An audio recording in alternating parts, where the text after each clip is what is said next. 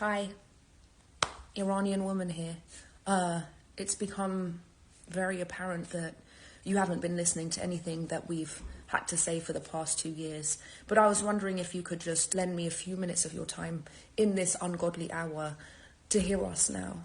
We've had to watch over the past 24 hours people clambering onto the internet to exclaim that Iran has the right to defend itself. In what capacity have you distorted this story to make the Islamic Republic the victim? That's I think what we're most curious about. When we were screaming for the past 2 years that they were lynching us, where were you? When we were screaming that they were killing Iranian women for not wearing a hijab, where were you? When they were lynching Iranian men from cranes for protesting, where were you? When we were explaining that this is a terrorist occupying force, where were you? But all of a sudden, everyone's graduated from Instagram School of Law to say that this is a violation of international law and Iran has the right to defend itself. First of all, you're not talking about Iran, you're talking about the Islamic Republic. What the Islamic Republic does is not a reflection of the Iranian people. We've been clear about what we want, which is peace.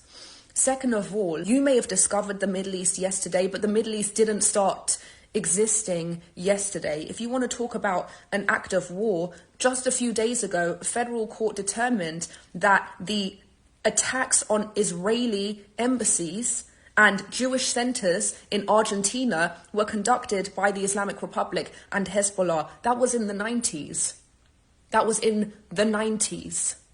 Was that an act of war? How about the terror proxies that the Islamic Republic has created to foster regional instability? What did you think that they were there for? What did you think Hezbollah was there for?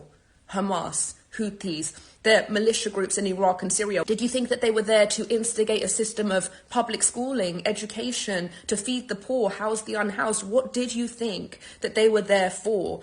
Is that an act of war?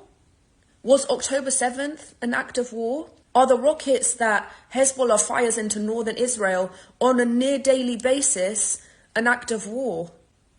And so when these senior IRGC commanders meet up with Hezbollah in an IRGC military base, okay, not an Iranian embassy, and Israel strikes, your response is to say that that is an act of war. If you had listened to us for the past 2 years, much less the past 45 years, you'd know that Iranians don't want war with Israel. We want peace with Israel. Iranian people inside of Iran have come out and said this over and over and over again. It's you that wants war with Israel. It's your hatred for Israel and your hatred for Jews that's pulling us into a war that we didn't ask for. Have we not suffered enough for the past 45 years that we now have to be used as pawns for your fantasies about war with Israel? Leave us alone. We don't want that. So if you want to support the Islamic Republic in putting Iranians' lives at risk and everyone's lives at risk, they just killed a 10-year-old Bedouin boy for this. Is that what you wanted?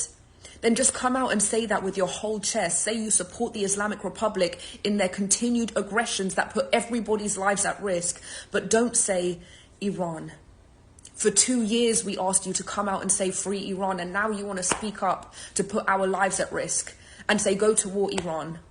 You are no friend to the Iranian people for that.